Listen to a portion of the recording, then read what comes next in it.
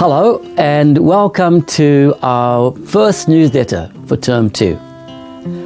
It's been 7 weeks since our students were last at the school receiving face-to-face teaching. And can I tell you what a joy it was to welcome them back on Monday. All decked out in their uniforms, both in the primary and in the secondary. And speaking about uniforms, how good don't our Year 1 uniforms look? They are fantastic. I'm sure you'll all agree with me. Can I take this opportunity to thank each and every one of you for the way in which you all came together during our remote learning program to keep the learning going and the students engaged. Can I tell you that we were the envy of all other schools, particularly in our primary school, where our students were receiving daily feedback. Other principals were saying, how did you manage that? So it's a great credit to our primary team and to our secondary team as well with the Zoom learning that they managed to keep the learning going. We didn't skip a beat. Other schools changed their timetables, they reduced the outcomes that were being taught. We carried on to business as usual.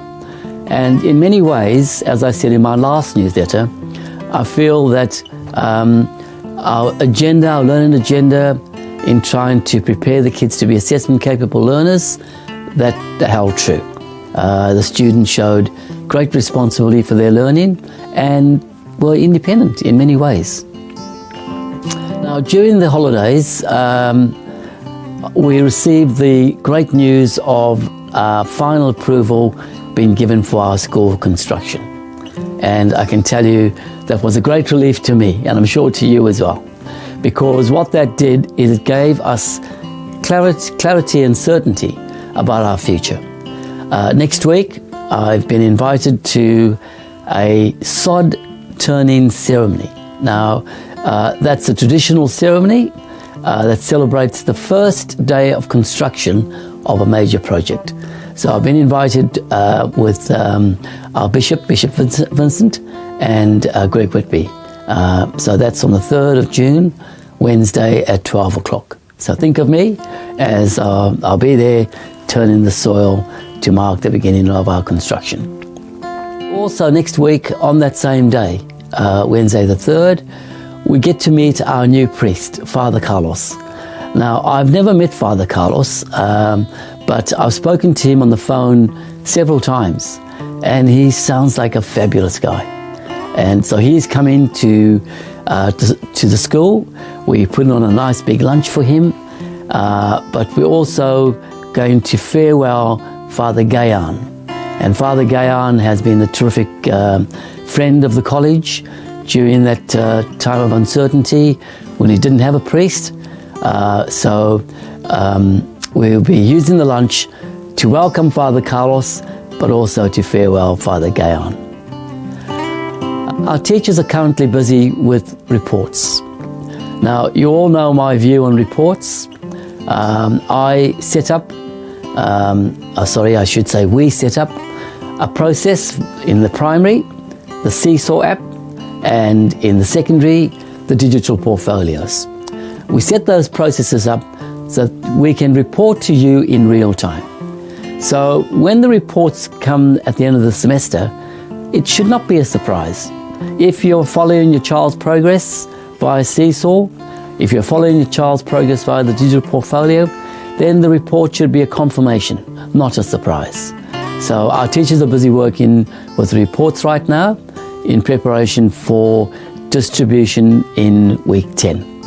And can I remind you that we've decided to move our parent-teacher nights, our student-led conference days, to the first day back next term.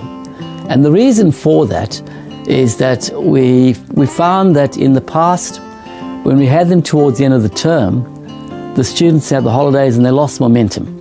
So if we have them at the beginning of the term, all the discussion and the strategies that we put into place at those student-led conferences, the students will take it back into the next day of school and gain more momentum that way.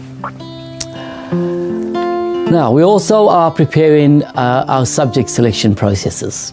Okay, Year 8 will soon be choosing their programs for their subjects for Year 9, and Year 9 will be choosing their programs and subjects for Year 10.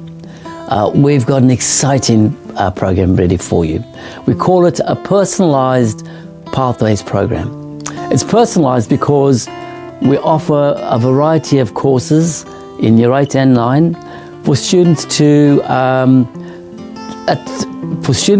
really choose something that appeals to them at a personal level. Okay, and I'm very excited that our Year 10s will be given the opportunity to start Year 11 next year. Can you believe that? In Year 10, they'll be starting Year 11 courses. So more of that to come a bit later. I also want to give you a report on the Industry Skills Program, which I spoke to you about last term. So that has commenced, and I'm reliably informed that our year 8s and 9s have almost finished the Cert 1, and they're on track to start the Certificate 2 next term. How about that? Eh? Year 7s have started the Cert 1, but remember that Year 7 will have until the end of the year to complete it, so they're not in as much a rush as Year 8 and 9 have to. So Year 8 and 9 have to finish the Cert 1 before they are allowed to begin the Cert 2. So it's all great. The school's going well. I'm very happy. Enrollments are pouring in. We're enrolling students every single day. This week I enrolled 6 new students, and I think now that we've got certainty and clarity about having the school at the Gables, people are coming to, they are interested and attracted to enrolling at the school. Can I finish with my spiritual message? This week is the beginning of Pentecost. Now, I know that for our non-Catholic families, Pentecost is really, it's referred to as the birth of the church's birthday.